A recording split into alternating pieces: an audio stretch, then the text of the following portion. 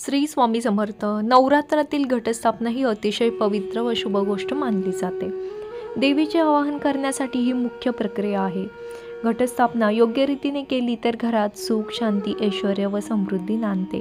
तर आज आपण बघणार आहोत घटस्थापना योग्य पद्धतीने कशी करायची, घनदाट आणि हिरवागार घट उगवण्यासाठी काय करावे, कलश हा कुठल्या बाजूस आपल्याला ठेवायचा आहे, अखंड दिवा कोणत्या बाजूस लावायचा आहे, विडे आपल्याला किती मांडायचे आहेत, हे सर्व माहिती आज आपण या व्हिडिओमध्ये बघणार आहोत. तर घटस्थापनेसाठी आपल्याला घट बसवण्यासाठी एक टोपली घ्यायची आहे. ही टोपली नसेल तर ताटामध्ये सुद्धा तुम्ही घट बसवू शकता. काही ठिकाणी बघा ताट आणि टोपलीचा वापर न करता थेट जमिनीवर पण घट बसवतात. आपल्याकडे जी प्रथा आहे तसं आपण घट बसवायचा आहे. घटासाठी आपल्याला शेतातली काळी माती आणायची आहे. आपण जी शेतातली काळी माती आणतो ती आपल्याला चाळून घ्यायची नाही. जशी आपण शेतातून आणली तशीच आपल्याला ही घट बसवण्यासाठी घ्यायची आहे. त्यानंतर आपल्याला टोपलीमध्ये ही माती टाकायची आहे. माती टाकून त्यावरती आपल्याला सप्तधान्य टाकायचे आहे. सप्तधान्य कोणते घ्यायचे ते बघा. गहू, ज्वारी, बाजरी, हरभरा, करडई, मूग आणि मका हे 7 धान्य आपल्याला घटासाठी घ्यायचे आहे. त्यानंतर आपण जी माती टाकली त्यावर आपल्याला धान्याचा एक थर टाकायचा आहे आणि वरून परत माती टाकायची आहे आणि परत धान्य टाकायचे आहे. अशा प्रकारे आपल्याला घट बसवायचा आहे. धान्य जे आपण घेतो ते बघा मोठे असले पाहिजे. सुकलेले, कोमजलेले धान्य आपल्याला घ्यायचे नाही. धान्य पहिले काय करायचे की एका वाटी घेऊन त्यामध्ये पाणी टाकायचे आणि त्यामध्ये हे सप्तधान्य आपल्याला टाकायचे. सुकलेले धान्य वरती येते ते आपल्याला घ्यायचे नाही. जे खाली पाण्याच्या बुडाशी धान्य आहे ते आपल्याला घ्यायचे आहे. त्यानंतर आपल्याला जो घट बसवतो त्याला लाल आणि पिवळा धागा बांधून घ्यायचा आहे आणि हळदी कुंकवाचे 5 बोटे आपल्याला या घटाला लावायचे आहेत. घटामध्ये पाणी टाकून त्यात हळद, कुंकू वाहून 1 रुपयाचं नाणं टाकायचं आहे आणि फूल आपल्याला या घटामध्ये टाकायचे आहे. त्यानंतर घटावरती आपल्याला 5 विड्याची पाने ठेवायची आहे. विड्याची पानं हे सुद्धा सुकलेले नको, कुरतडलेले, करंडलेले असे प्रकारचे पानं आपल्याला वापरायचे नाही. फ्रेश आणि छान हिरवेगार असे पानं आपल्याला घटासाठी वापरायचे आहे. फ्रेश पानं असेल तर घटात आपण जे पानं ठेवतो ते 9 दिवस छान असे राहतात, सुकत नाही. त्यामुळे आपल्याला फ्रेश असे पानं घटासाठी वापरायचे आहे. त्याचबरोबर आपल्याला घटाच्या उजव्या बाजूस कलश ठेवायचा आहे. कलश हा नेहमी उजव्या बाजूसच मांडायचा असतो. कलश कसा मांडायचा तर एका तांब्यामध्ये पाणी घेऊन त्यात हळदी कुंकवाचे बोटे लावायचे आहे त्या कलशाला.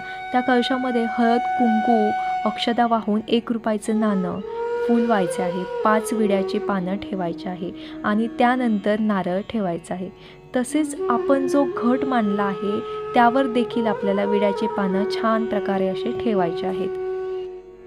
विड्याचे पाने हे मोठे मोठे घेतले ना तर घटावरती असे एकदम छान प्रकारे बसतात आणि खूप छान असा घट आपला दिसतो. मी एकदम फ्रेश असे विड्याचे पानं घेतले आहेत. त्यानंतर बघा आपल्याला एक पाट घ्यायचा आहे. त्यावर एक वस्त्र अंथरायचे आहे. त्या पाटावरती उजव्या बाजूस आपल्याला हा कलश मांडायचा आहे. कलशाखाली आपल्याला पहिले तांदळाने स्वास्तिक काढून घ्यायचे आहे. त्यावर कलश मांडायचा आहे. कलशाच्या डाव्या बाजूस आपल्याला घट स्थापन करायचा आहे. तिथे हळदी कुंकू आपल्याला वाहून घ्यायचं आहे. त्यानंतर आपल्याला आपण जी टोपली ठेवणार आहे घटाची त्याखाली आपल्याला एक पंतरवाळी टाकायची आहे. घटाची टोपली त्या पंतरवाळीवरती आपल्याला ठेवायची आहे. अशा पद्धतीने आपल्याला घट मांडणी करायची आहे. घटासमोर आपल्याला एक विडा मांडायचा आहे. आपल्याला ह्या पूर्ण पूजेमध्ये एकच विडा मांडायचा आहे. विड्यावरती बघा खारीक, खोबरं, हळकुंड, सुपारी, 1 रुपयाचं नाणं आणि बदाम ठेवायचे आहे. आपण जो उजव्या बाजूस कलश मांडला आहे त्या कलशासमोर आपल्याला देवीचा टाक ठेवायचा आहे. माझ्याकडे देवीचे 2 टाक होते, एक तुळजापूरची आणि एक मांढरा देवी काळूबाई. तर त्यामुळे मी 2 टाक ह्या पानांवरती ठेवले आहे. तुमच्याकडे जर 1 टाक असेल तर तुम्ही एकच ठेवावा. हे टाक आपल्याला 9 दिवस तसेच ठेवायचे आहे आणि पूजा करायची आहे. नागिनीच्या पानांवरती टाक ठेवलेले हे खूप शुभ असतात. त्यानंतर आपल्याला अखंड दिवा लावायचा आहे. अखंड दिवा हा आपल्याला उजव्या बाजूसच लावायचा आहे, घटाच्या उजव्या बाजूस, आणि कलशाच्या समोर लावायचा आहे. अखंड दिवा लावण्यासाठी आपल्याला जी वात आपण बनवतो ती खूप मोठी बनवायची आहे, अखंड बनवायची आहे. म्हणजे 9 दिवस हा दिवा प्रज्वलित राहिला पाहिजे. दिव्याची काजळी ही काढत राहायची आहे, त्यामुळे दिवा अखंड चालतो. कलशासमोर दिवा ठेवण्यासाठी आपल्याला दिव्याखाली तांदळाने अष्टदल कमळ काढून घ्यायचे आहे आणि त्यावर आपल्याला अखंड दिवा हा 9 दिवस न विझता ठेवायचा आहे. अखंड दिवा हा शक्यतो दगडाचा असेल तर अति छान, कारण दगडाच्या वस्तू देवीला खूप आवडतात आणि पारंपरिक गोष्टी आहेत त्या आपण जपल्या पाहिजेत. त्याचबरोबर दगडाच्या वस्तू, दगडी दिवा हा पाझरत नाही. दिव्याला आपल्याला हळदी कुंकू लावून घ्यायचे आहे आणि दिवा प्रज्वलित करायचा आहे. एकदा दिवा प्रज्वलित केल्यानंतर तो अखंड 9 दिवस तसाच आपल्याला प्रज्वलित ठेवायचा आहे. त्याची काजळी सारखी काढत राहावी आणि दिव्यामध्ये तेल ओतत राहायचे आहे.